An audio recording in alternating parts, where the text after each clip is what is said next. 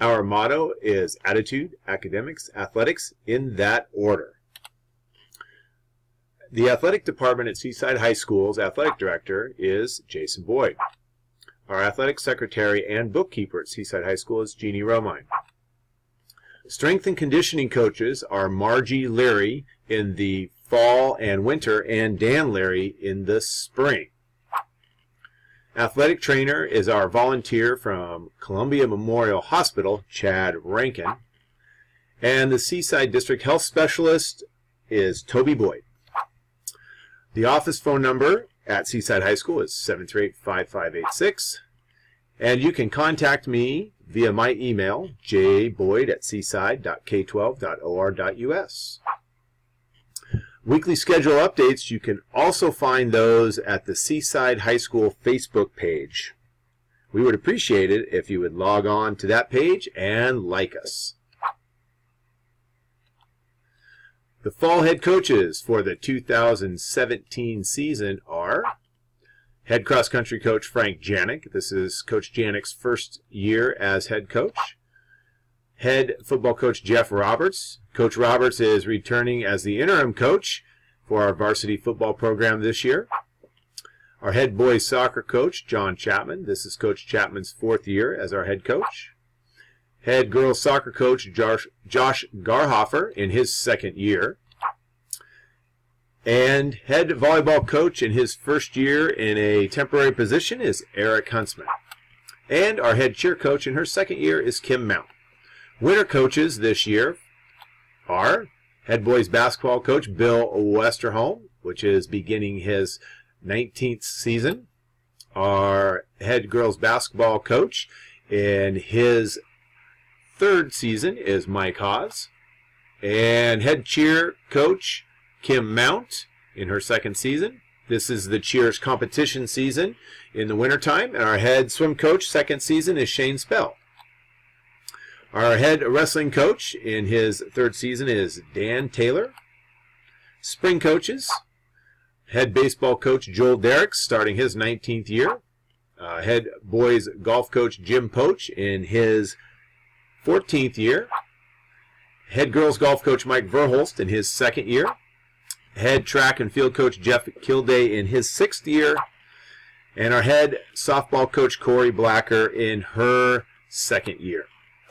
The Seaside Scholar Athlete Awards dinner will be June 6th, 6:30 p.m. at Seaside Convention Center. Please take a moment, save that date in your Google Calendar or some calendar somewhere. We'd really like to have you there, treat you to dinner, and honor all of our scholar athletes, our state championship participants, 3-sport athletes, and, of course, the 3x4 senior athletes at that awards dinner. The Seaside Booster Club's presidents are Stacy Gilligan and Tony Bennett. The Booster Club supports all Seaside high school activities. This would include sports as well as classroom activities, field trip, band, drama, just about anything that occurs at Seaside High School that is going to be beneficial for kids, that's just out there to help them out, is going to be supported by the Booster Club.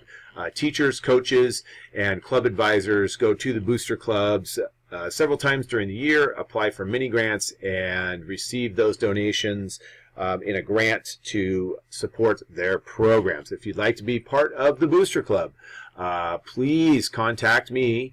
My email again is jboyd@seaside.k12.or.us, and I will direct you to the appropriate people. We'd love to get people involved. The Booster Club's two big fundraisers for the year are the $1,000 donors, which those individuals hang their names up in our gym, and then we also have the Seaside Holiday Classic Basketball Tournament, which is sponsored by the Booster Club in basically the third week of December.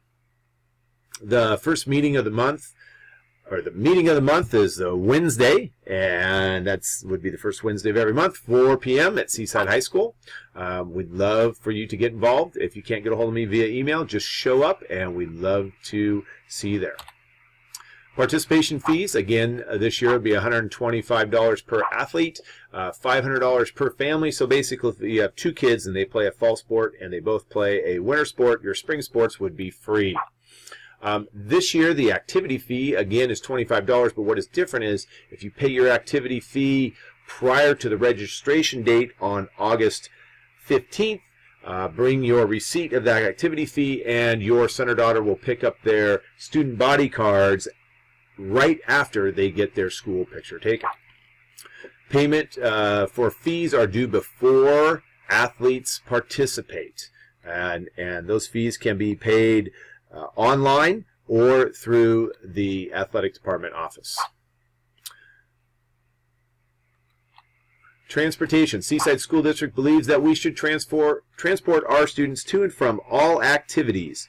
And so with that being said, when we're on away games, we want to get your kid there in a school bus we feel is the safest way, and we want to bring them home.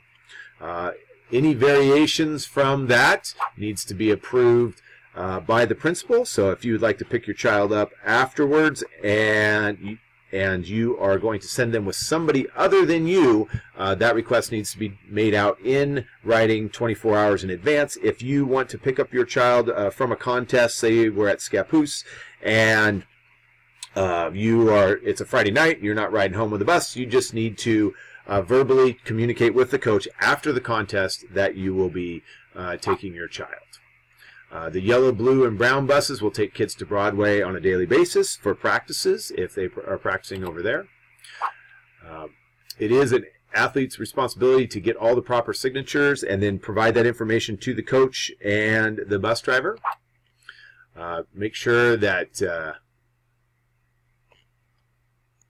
if you're looking for an alternate drop-off location, such as the Cannon Beach Junction or the entrance to Colby Lake at the Pacific Grange, you can do that, but the note has to be provided to the coach and the bus driver prior to getting on the bus. You can't give it to the coach afterwards. The bus is not stopping for meals on school night. So if it's a Tuesday night game or match, when you get on the bus to come home, you are coming straight home. We need to make sure we get our kids back at a decent time to get them to class the next day. And right now, we are short on bus drivers, and so every driver that drives a trip has to drive the next day, and there are requirements about how many hours they can drive within a 24-hour period. So we need to get those buses back as soon as possible. The Seaside Activity Handbook is put together by the Seaside School District and follows all the OSA guidelines. With that, at Seaside High School, we take 5 classes, so each student must pass 4 and be taking 4 in the current season that they are participating in order to be eligible to play or participate. Failure to pass 4 classes means that the student would not be able to participate and then would be ineligible. If a student posts a failing grade during the term, she or he will not be allowed to miss that class to participate in a game. So the example is 5th period algebra. Student has an F, and the bus is going to be leaving at 2:50 p.m. That student cannot get out at 2:50 p.m. to get on the bus. Even though school gets out at 2:10, they need to stay in that class until school is over. So hence they would most likely be missing the contest, as the bus would already have left. So we take the academics very seriously here at Seaside High School, and we want all of our athletes to be passing their classes. Code of conduct violations. If it's alcohol or drugs, it's a 4-week suspension for the first offense, a 2-week suspension for a first offense in tobacco, and an alcohol or drug gathering is a 2-week suspension if the student athlete does not notify their coach. So if you're at a party or at the beach or at someone's house and alcohol shows up, or you walk into that situation, you are leaving, you're calling your coach or texting your coach and letting him know that you were at a situation where there was activity that you didn't want to be part of, and you were leaving. You let them know immediately, and then we will reward you for making the right choice by not holding you accountable for being at that situation. Medical release forms. Any student who has any medical form that has deemed them unable to participate must get a release from a doctor in order to continue to participate or compete. Impact program here at Seaside High School is partnered up with the OSAA and Columbia Memorial Hospital. Columbia Memorial Hospital actually pays for all of our impact testing of all of our athletes. We typically test the 7th graders, the freshmen, and juniors. We do that every 2 years. The test is free. It provides a baseline of your son or daughter's basically cognitive functioning abilities. It doesn't test IQ. It doesn't go on any school record. The idea is that you take the test. If you have some type of impact injury, we will then use your test after that impact paired up with your baseline test to see where the athlete at, and that information is then provided to your physician, and they can better understand what's going on with your child's brain. Attendance. All students must be in class in order to participate. If you're not in class, you will not be able to practice or compete that day. If you have a dentist appointment or some type of doctor's appointment, the prearranged option can get you around that non-participation issue. Please communicate with your coach the day before, at least the day before, that you are going to be missing, say, second period for a dentist. Coach, I'm missing second period tomorrow, Friday, and then when you're marked absent at school, the coach will know, hey, Johnny was gone second period today. Oh, that's right, he told me he had a dentist appointment. That's okay. You'd be able to continue to practice. This is not meant for, hey, coach, it's 8:10 and I'm just feeling a little sleepy this morning, so I'm not going to quite make it to first and second period, so I'm calling you, so I'll see you after school for practice. That doesn't work. It is for pre-arranged setup situations. If it is some type of emergency, you can always call myself at the athletic department phone number 503-738-5586, and we can communicate what the situation is.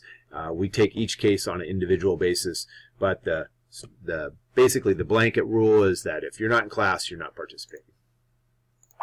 The coach communication handout is provided here at the athletic office, also at the sports information night. Of course, if you're viewing this, you probably were unable to attend that, so please pick one of those up.